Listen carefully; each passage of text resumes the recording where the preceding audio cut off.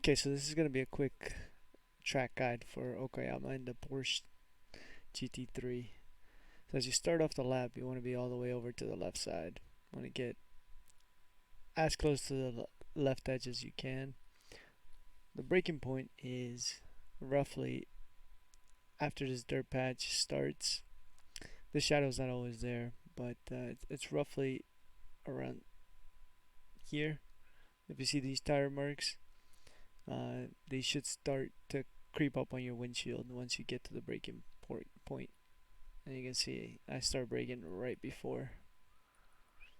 It's easy to miss this braking point, so the earlier you brake, usually the easier you can trail brake into the corner and rotate the car and hit this apex curve, which is really important to get on throttle while you're there. Helps rotate the car.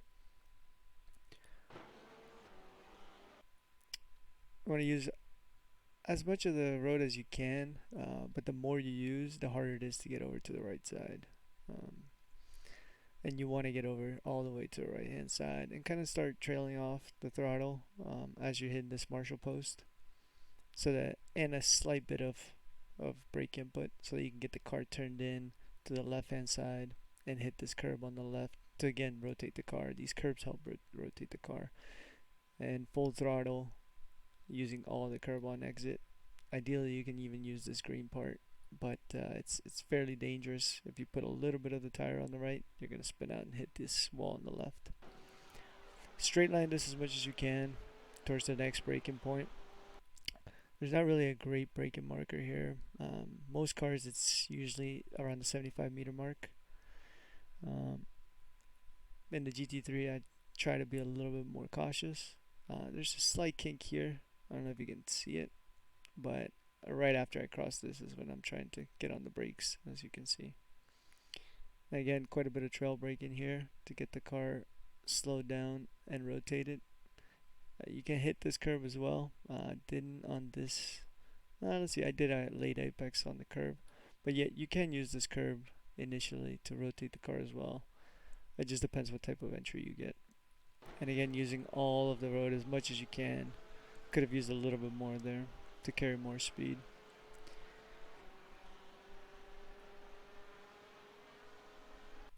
And this is the heaviest braking zone in the track.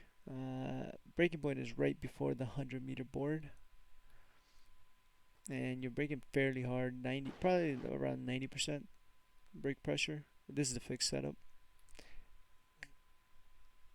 Try to brake in a straight line, but at the same time, towards the end, you have to start turning in here because you want to take this curb. Again, it helps rotate the car a little bit. You can get on throttle fairly early, but not 100%. So finally, once you feel the car is rotated completely, then you get to 100% throttle. You don't want to use all of this because the next corner is a left-hander. You want to get on over to as much to the right as you can, and your turn in should be way before this dirt patch. As you can see, I get off the throttle and brake slightly to get the car pointed, and want to hit this apex curve and get on throttle at the apex curve. Use as much of the track as I can. You can run on the dirt a little bit. That's not an off track. Off track is a little bit more towards the right hand side, and you want to point the car towards this curb. You want the right hand side tires to get on this curb while you're slightly braking, and then point the car towards this apex curve on the left.